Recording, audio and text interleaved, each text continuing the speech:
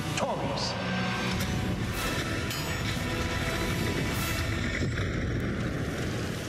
And we welcome you back to Cowboys Stadium, talking about the men who will be leading their teams onto these sidelines for Super Bowl 45, coming up a little bit later on this evening. You just saw Kenny Mayne's look at Mike McCarthy's Western PA roots. Western Pennsylvania and head coaches with the Steelers means one thing: consistency. Just think 3 essentially over the last 4 decades with Chuck Noll, Bill Cowher, and now Mike Tomlin, who was hired a year after McCarthy was hired in Green Bay, hired at age 34, winning a Super Bowl a year later, becoming the youngest head coach. And, of course, when you hire a young coach, you think there's disadvantages.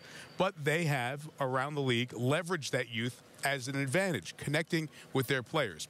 Rachel Nichols now on the way Mike McCarthy uses the musical era and the same genre that he understands as his players to send a message throughout every pregame this season.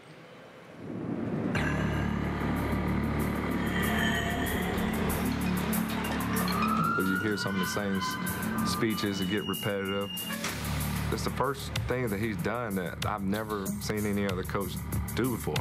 2 years ago, during the team meeting the night before his first playoff game as Steelers head coach, Mike Tomlin unveiled something new. He's like, I just want to share something with you guys. It's not much to say. He turns the lights out, so everyone's kind of like, what's about to happen?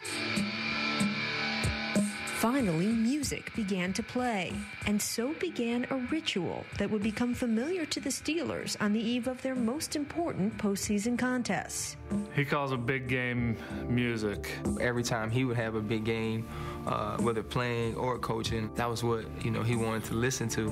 I can feel it coming in the air tonight. The song is Phil Collins' hit, In the Air Tonight, released in 1981. And I've been waiting for this moment for all my life. He asked the Steelers to close their eyes and visualize their play the following day.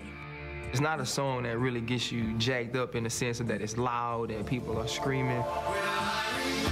I think the words of it are so poignant, and you can point them in the direction of the team you're playing. I've seen your face before, my friend, but I don't know if you know who I am. I visualize them catching the ball, making them catch, and run after. So you just play the game within your mind. Some of the younger guys have sort of been like, who's Phil Collins? It's sort of a Tomlin-era song.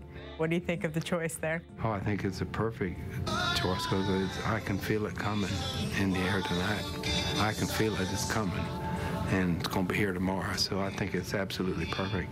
If you like country, rap, hip-hop, hard rock, whatever you like, you have to respect that song. Phil Collins is a bad man.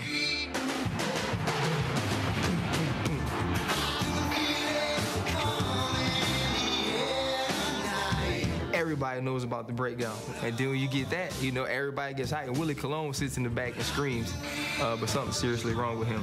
Everyone just is really feeling it and getting emotional and getting, ready to play the game. If the game would have been like 20 minutes after that, we would have been ready to play.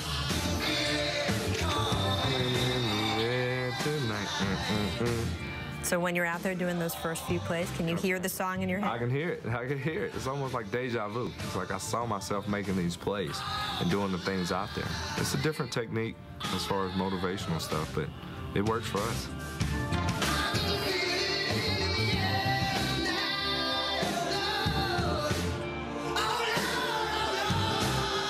It's great. It's a unified message, but individually tailored to each guy and what their role is. Like for Doug Legursky, for example, I'm sure that song had different meaning than it did